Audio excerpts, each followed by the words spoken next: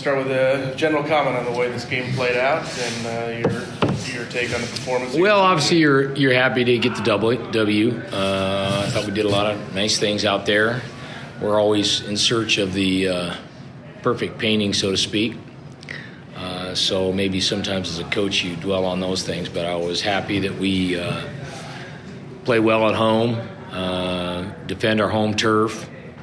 We had the 63 team here and honoring Will Lauder. That means a lot to us to keep the torch of tradition going.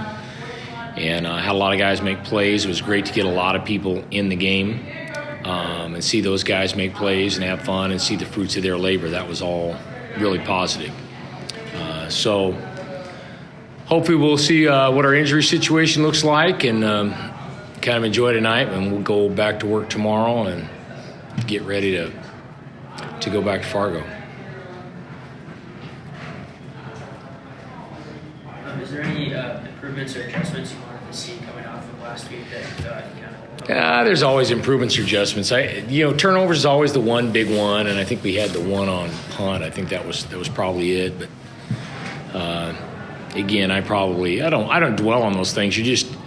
I think as a coach, the best way to approach it is the process and work on the process of getting better and blocking and tackling and hanging on to the football and covering who you're supposed to cover and all of that. But obviously it was an explosive night, an explosive effort.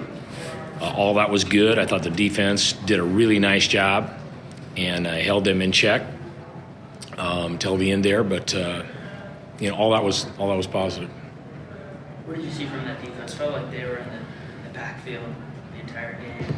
Yeah, well, we try to pressure, and we knew we wanted to pressure, and that's kind of what their defense does as well. Kind of puts you on your heels a little bit. So I thought Coach Tuck and the guys did a nice job dialing some things up and some different pressures, and we feel like we have some guys that have the ability to sack the quarterback and get to the quarterback. So it was good to be able to do that.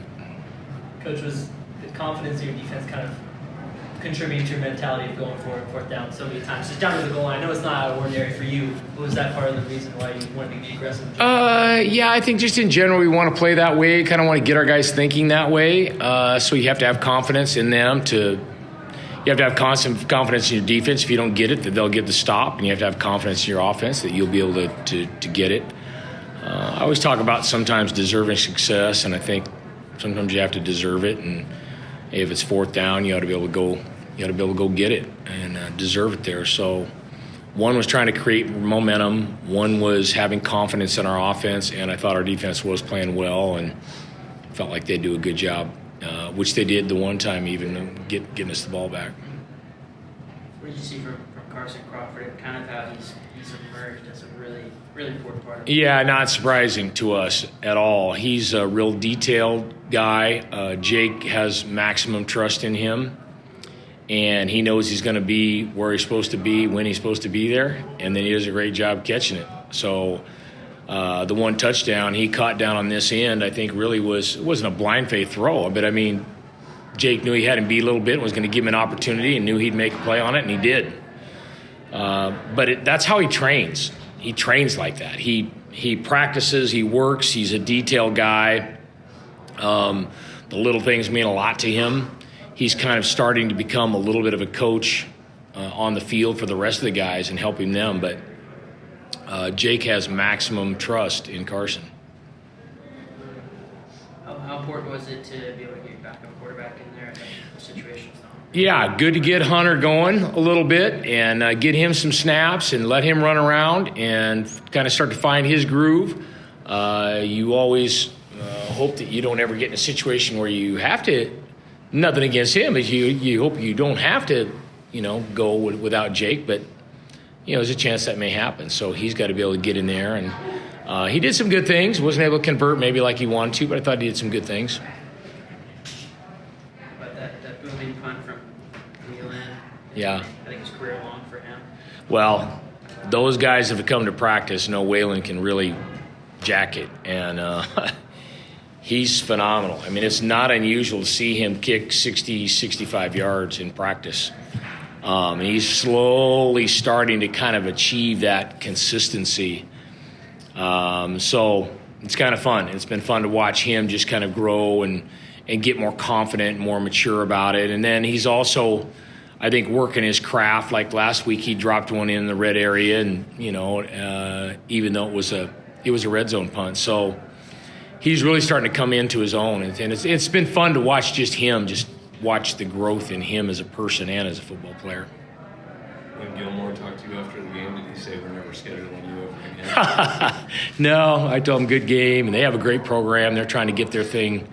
They're trying to get it going. They're a dominant football team, and they were dominant, obviously, back when we were a D2 team. And they got a young team, real young team, and so they'll get it going. Coach, describe the feeling of a win of a long coming rematch. I don't know. I don't really look at it as a rematch. I mean, I know I keep saying this, and it's a broken record. To me, it's always us against us, and trying to be the best us we can be. And I thought we did a lot of those things really, really, really well. And always come away from a game knowing there's still a few things we got to clean up to some degree. But that's the beauty of sports. So it was fun to play Lehigh, I think, just from the standpoint that they played here a long time ago. And for a lot of Aggies that have been around for a while, it kind of rekindled memories of that game and that era and that time. And I do think it's fun just geographically to go other places and play other teams and get it a little different look. And you haven't seen their uniforms or their mascots, and those things are fun. They're enriching.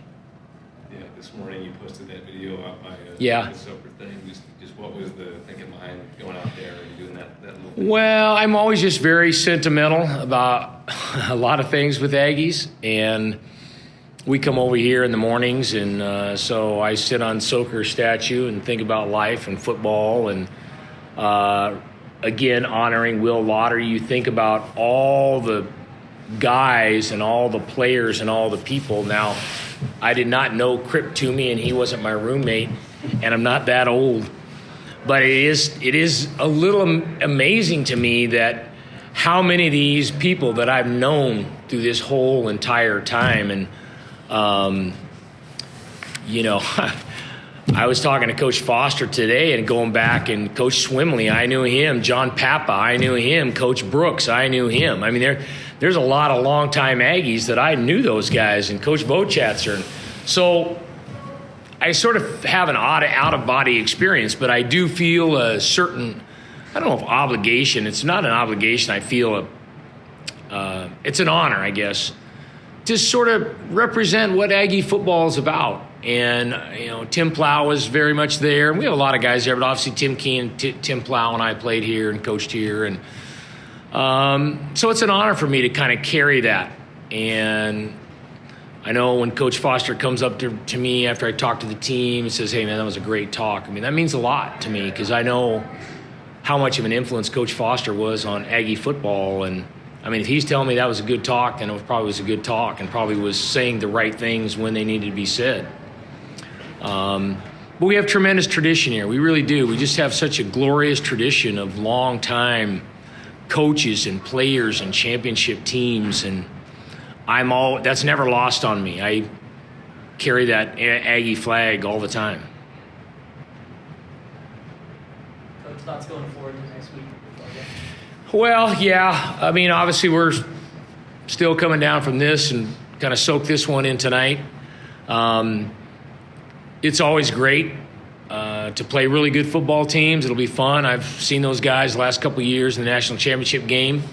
I was here and we played against them when we went to the national championship game, and I coached against those guys, and have tremendous respect for their fans and the team. And so it'll be a great environment. It'll be a fun environment. And I think kids, when they're growing up, they always want to play in big games, and you want to play in big environments, and it'll be that. And so it'll be fun. It'll be a great test. It'll be a really good litmus test. And this season, I think, is just such an interesting journey. So different than maybe some of the others. Just who we're playing, when we're playing, where we're playing, how do we get there, all of that. And this provides yet another different sort of path. And now we're going 2 time zones over to play a game in a dome, and we played at Idaho State last year. But it'll be great. My father-in-law actually is in the Hall of Fame at UND, but they're all from Minnesota, so I'll probably have 100 people there, and a good chance half of them will be rooting for green and gold, and they won't be wearing blue and gold. So they'll probably be they'll be for me before the game and after the game, but maybe not during the game. All right, any more questions for Coach Hawkins? Thank you. Coach, congratulations. Thank you.